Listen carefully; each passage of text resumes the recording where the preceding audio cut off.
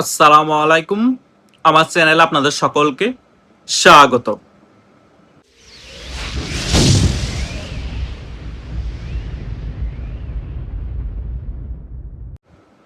গত একদিন আগে বাংলাদেশ আওয়ামী লীগের সাবেক সাংগঠনিক সম্পাদক এবং সাবেক শিক্ষামন্ত্রী মুহিবুল হাসান নোফেল ভাইকে সাবেক ডিপ্লোম্যাট হারুনুর রশিদ ভাই ওনার টকশোতে আমন্ত্রণ করেন এবং সেখানে বাংলাদেশ আওয়ামী লীগ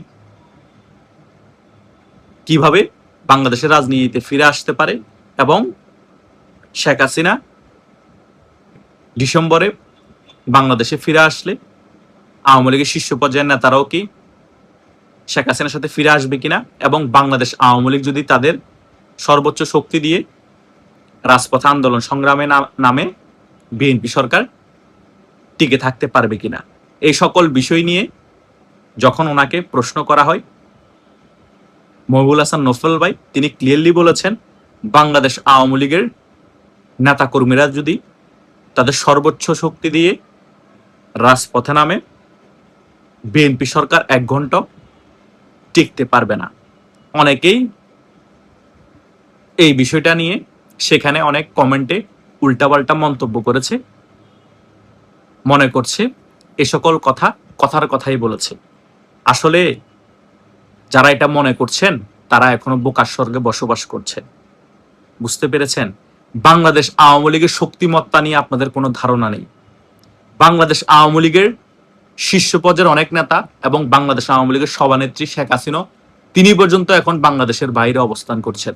তারপরেও বাংলাদেশ আওয়ামী লীগ এত কোণঠাসা দমন নিপীড়ন ফেস করে, বাংলাদেশ আওয়ামী লীগের নেতা কর্মীরা জেল জুলুম ফেস করো, যে পরিমাণ এখনো শক্তিমত্তা দেখাচ্ছে রাজপথে এবং যে পরিমাণ সারা বাংলাদেশে মবের ভয় মাথায় নিয়ে, জেল জুলুমের ভয় মাথায় নিয়ে যেভাবে বিক্ষোভ মিছিল করছে, অন্য কোনো রাজনৈতিক দল হলে রাস্তায় নামা তো দূরের কথা, ঘরে বসেও ফেসবুকে লেখালেখি করতো না।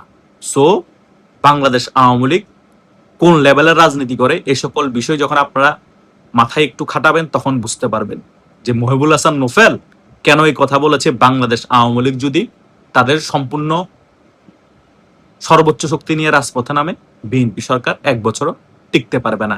তাই এই সকল মন্তব্য নিয়ে আপনারা যারা কমেন্টের মধ্যে উল্টাপাল্টা লেখালেখি করেছেন তারা আসলে রাজনীতির এখনো বুঝেন না। সময় এখনো হয়নি বাংলাদেশ আওয়ামী লীগ তাদের সর্বোচ্চ শক্তি নিয়ে রাজপথে নামার, সময় সামনে আসছে।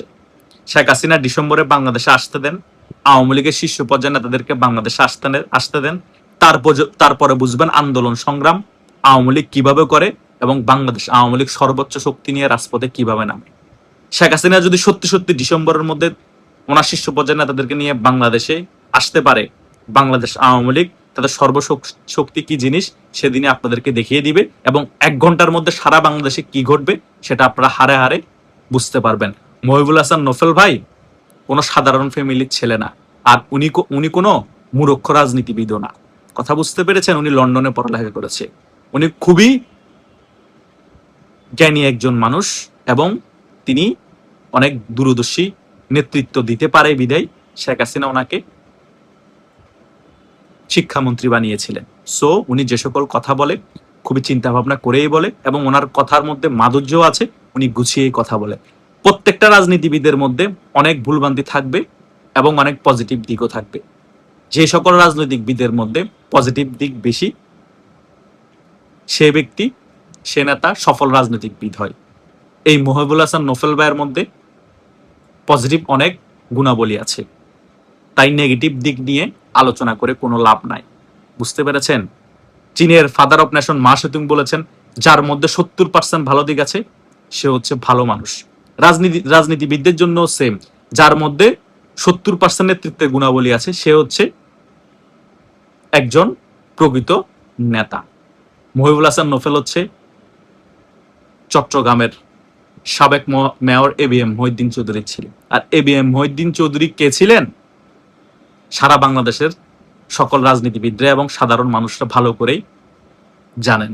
সো আমি আর এই বিষয় নিয়ে বিস্তারিত আলোচনা করারও প্রয়োজন নাই। এবং মহিবুল হাসান নোফেল ভাই সেই টকশোর আলোচনার মধ্যেও ক্লিয়ার করে দিয়েছেন ABM মহিউদ্দিন চৌধুরীর বিষয় নিয়ে, এবং উনি ছোটবেলা থেকে কিভাবে রাজনীতির বিভিন্ন বিষয়ে সম্পৃক্ততা ছিল সকল বিষয় তিনি ক্লিয়ার করেছেন। 3 বছর বয়স থেকে তিনি কিভাবে রাজনীতির বিষয়গুলোতে সম্পৃক্ত হয়েছেন এবং ওনার বাবা ABM মহিউদ্দিন চৌধুরী বিভিন্ন প্রোগ্রামে কিভাবে ওনাকে নিয়ে যেতেন, সকল বিষয় কিন্তু তিনি সে আলোচনায় ক্লিয়ার করেছেন।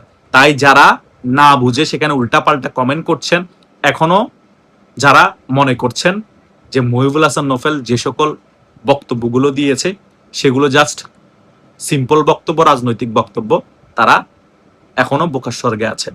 এগুলো কোনো রাজনৈতিক বক্তব্য না, এটা বাস্তবতা। উনি বাস্তবতার নিরিখে আলোচনা করেছেন, সত্য তুলে ধরেছেন। সো যাদের ওনার এই সকল বক্তব্য ভালো লাগবে না তারা ইগনোর করবেন।